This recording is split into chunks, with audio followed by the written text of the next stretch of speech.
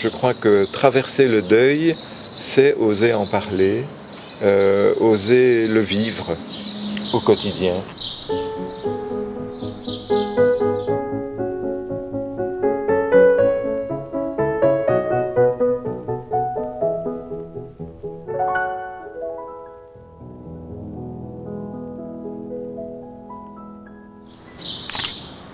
Renaud était vraiment un chouette garçon qui avait plein de projets et qui est parti au Canada en échange étudiant après sa réto. Et là-bas, il a eu un accident de voiture dont il n'était pas du tout responsable.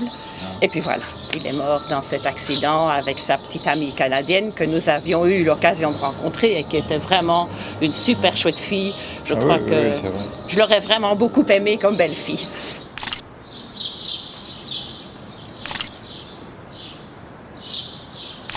J'ai plutôt eu l'impression que Dieu était avec moi dans cette circonstance, dans ces événements-là. Parce que pendant toute cette période, une semaine ou deux après le décès de Renaud, moi j'ai vraiment senti la présence de Dieu dans ma vie. Et je ne sais pas comment, mais chacun peut voir la présence de Dieu dans les événements de sa vie d'une façon différente. Ce que moi j'ai vécu, c'était vraiment un sentiment d'immense amour qui m'entourait. Et je ne sais pas vraiment l'expliquer. De l'amour au travers des autres. Et puis vraiment, j'avais vraiment l'impression d'aimer tout le monde. Et pas du tout d'avoir un sentiment de vengeance ou d'être fâché contre le garçon qui avait provoqué l'accident. Jamais je lui en ai voulu. Allez, c'est presque miraculeux. On sent vraiment là qu'on a été aidé par une force qui ne vient pas uniquement de nous, qui est une force spirituelle, qui est cette présence de Dieu au cœur même de la souffrance et de la douleur, qui fait qu'il la vit avec nous et qu'on peut bénéficier de sa grâce, de sa force, de son accompagnement. C'est vraiment une grâce que nous avons vécue. Moi, j'ai beaucoup de compassion pour les personnes qui ne supportent pas ce chagrin. Même si on est entouré et qu'on essaye de voir les choses belles, eh bien, on vit quand même toujours l'absence. On avait un rêve pour notre famille, évidemment, et puis ce rêve, il a été amputé. Et notre famille était un peu comme un gros arbre dont une belle branche a été cassée et ne repoussera jamais. Ça, c'est comme ça que moi je le vis.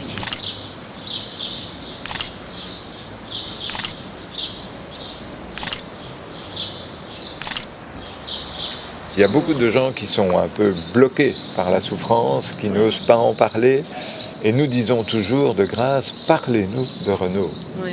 Parlez-nous de ce qu'il était, de ce qu'il a fait, de ce qu'il est maintenant. C'est essentiel. C'est essentiel. On a par exemple reçu 1 an après sa mort un gros livre comme ça, plein de photos de tous les jeunes qui étaient partis en échange avec lui. Ça faisait une vingtaine de tous les pays du monde et qui avaient tous rassemblé les photos qu'ils avaient de lui. Il y a 2 amis de Renaud au mariage desquels on a été invités 5 ans après, alors qu'on n'avait plus vu ce jeune pendant des années. Et puis tout à coup, on se retrouve invité à son mariage parce qu'il aurait voulu que Renaud y soit. Et puisque Renaud n'était pas là, on a été invités. Et on y a été vraiment de bon cœur.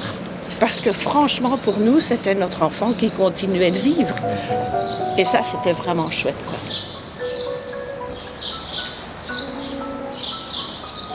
À l'heure actuelle, on se dit, bon, la mort reste un mystère, la mort reste un peu une crainte, mais on se dit, il y a quand même quelqu'un là-haut qui nous attend. Moi, ça me permet, je t'interromps là, mais... ça me permet de pas relativiser les événements, parce que les événements, ils sont toujours autres que la mort de Renaud. D'autres événements qui ne sont pas toujours faciles à vivre, ils restent ce qu'ils sont. Mais par rapport à la mort, je me dis, moi, j'ai vraiment pas envie de mourir. J'ai encore plein de choses à faire. J'ai envie de vivre plein de joie ici. Mais je me dis, si je dois mourir, ça ne me fait pas grand-chose parce que je vais retrouver Renaud, Laura, tous ceux que j'aime. Et voilà. Donc, pour moi, être ici, là-bas, c'est chouette.